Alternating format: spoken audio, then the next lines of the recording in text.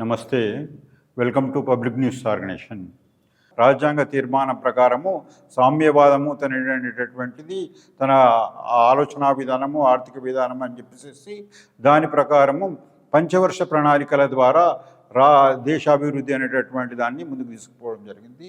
దాంట్లో భాగంగా మొట్టమొదటి పంచవర్ష ప్రణాళికల లోపల వాళ్ళు తీసుకున్నది ఏంటిదంటే బహుళార్థ సాధక ప్రాజెక్టులు ప్రాధాన్యతతోటి మొదటి పంచవర్ష ప్రణాళిక అనేటువంటి తీసుకోవడం జరిగింది.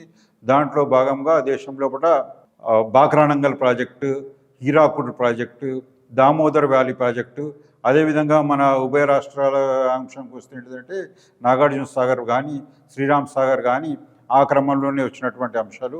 ఈ రకంగా మొదటి పంచవర్ష ప్రణాళిక ఏంటిదంటే బహుళార్థ సాధక ప్రాజెక్టులపైన దృష్టి పెట్టింది. రెండో ప్రభుత్వం వచ్చినప్పుడు మాత్రము దానికి విరుద్ధంగా అవి కంటిన్యూ చేస్తూనే నెక్స్ట్ ఏంటిదంటే పారిశ్రామిక రంగం మీద దృష్టి పెట్టింది. అయితే ఏంటిదంటే ఆ రోజు ఉన్నటువంటి ప్రపంచ పరిస్థితుల లోపల భారత రాజ్యాంగం పరిస్థితి లోపల రెండింటిని కూడా సమన్వయం చేసేటటువంటి దిశగా సామ్యవాదం అనేటటువంటిది మెయిన్ సబ్జెక్ట్ కాబట్టి ఆయన ఏంటిదంటే పారిశ్రామిక విధానం లోపల మిశ్రమ ఆర్థిక వ్యవస్థ అనేటటువంటిది తీసుకోవడం జరిగింది. మిశ్రమ ఆర్థిక వ్యవస్థ ఏంటిదంటే అటు యుఎస్ఏ, బ్రిటిష్ కంట్రీస్ లాగా స్వేచ్ఛాయుత పెట్టుబడిదారీ విధానం ఉన్నది.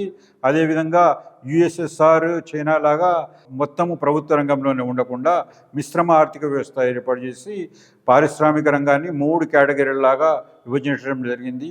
మొదటి కేటగిరీ లోపల ప్రభుత్వ రంగము, రెండో కేటగిరీ లోపల ప్రైవేట్ రంగము, మూడో కేటగిరీ లోపల కంబైన్డ్ రంగం అనేటటువంటి దాంట్లో ప్రైవేటు దానికి మాత్రమే ప్రాధాన్యత ఇచ్చి పారిశ్రామిక విధానాన్ని తీసుకోవడం జరిగింది.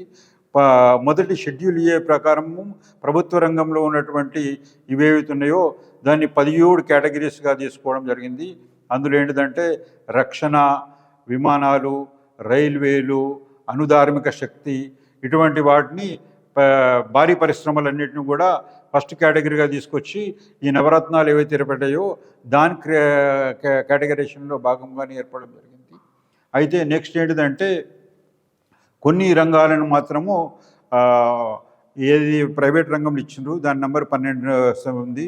సిమెంట్ పరిశ్రమే కానీ, టెక్స్టైల్సే కానీ, ఎరువులే కానీ, రసాయనాలే కానీ, మైన్సే కానీ, ఇనుము బుక్కే కానీ ఇటువంటి అన్నీ కూడా కొన్ని ప్రైవేట్ రంగంలో ఇవ్వడం కారణంగా నాటి పారిశ్రామికవేత్తలందరూ కూడా ఈ దేశ పారిశ్రామిక రంగంలో కూడా కీలక పాత్ర వహించేటటువంటి అవకాశం వచ్చింది.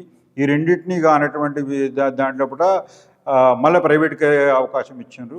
అయితే తమ విధానం ఏం చెప్పిందంటే సామ్యవాదం అనేటటువంటిది పరిరక్షించబడ్డానికి కొరకు కుటీర పరిశ్రమలు, చిన్న తరహా పరిశ్రమలను ప్రోత్సహిస్తాము, అదేవిధంగా వీటికి సబ్సిడీలు ఇస్తాము అని చెప్పేసి ప్రకటించడం జరిగింది. అదేవిధంగా సహకార రంగాన్ని డెవలప్ చేస్తామని కూడా చెప్పి మొట్టమొదటి పంచవర్ష ప్రణాళికలు మాత్రము ఈ దేశ ఆర్థికాభివృద్ధి రేటు 3.6%గా నమోదైంది.